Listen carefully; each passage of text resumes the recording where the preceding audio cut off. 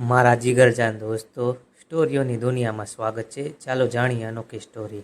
ભાવનગરના એક કેફેમાં આરવ અને કાવ્યા પહેલી વાર મળ્યા. કાવ્યા શાંત સ્વભાવની, પણ તેની આંખોમાં કંઈક શરારત છુપાયેલી હતી. આરવ બોલ્યો, તું એટલી શાંત કેમ છે? કાવ્યા હળવી સ્મિત સાથે બોલી, હું શાંત નથી, બસ સાચા માણસની રાહ જોઈ રહી છું.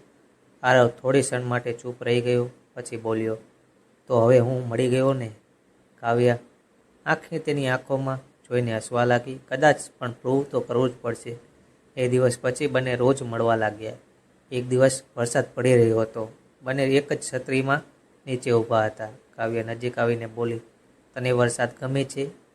આરવ બોલ્યો, હા, ખાસ કરીને જ્યારે કોઈ સ્પેશિયલ સાથે હોય ત્યારે જ. કાવ્યા થોડુંક નજીક આવી ગઈ. એના વાળમાંથી પાણીના ટીપાં આરવના ચહેરા પર પડ્યા.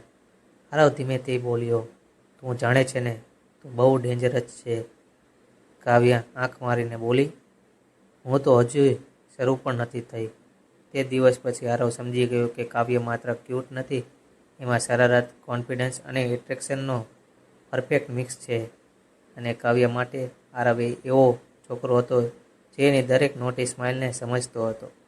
કાવ્યાએ રાત્રે આરવને મેસેજ કર્યો, ઘરે એકલી છું, બોર થઈ રહ્યો છું. આરવ તરત રિપ્લાય કરે છે, તો હું આવી જાઉં? કાવ્યા લખે છે, હિંમત હોય તો આવી જા. થોડી જ વારમાં આરવ તેની સ્કૂટી નીચે લઈને ઊભો હતો. કાવ્ય બાલ્કનીમાંથી જોઈને હસતી હતી. આવી જા, એણે ધીમેથી કહ્યું. ઘરમાં એન્ટર થતાં જ આરવને લાગ્યું કે કંઈક અલગ જ છે. લાઇટ થોડી ડીમ, મ્યુઝિક સ્લો. કાવ્ય બ્લેક ડ્રેસમાં ઊભી હતી. એને જોઈને આરવ થોડી ક્ષણ માટે ફ્રીઝ થઈ ગયો. શું થયું? કાવ્ય બોલી, આવી રીતે ક્યારેય જોયું નથી. આરવ નજીક આવ્યો, તું આજે તો ખતરનાક લાગી રહી છે. કાવ્ય ધીમેથી એની આસપાસ ફરી, તું બોલતો હતો ને કે પ્રૂવ કર, આજે તારો ટેસ્ટ છે. આરવ સ્મિત કરીને બોલ્યો, અને જો પાસ થઈ ગયો તો? કાવ્ય એની પાસે આવીને કાનમાં બોલી, તો પછી રિવોર્ડ પણ મળશે.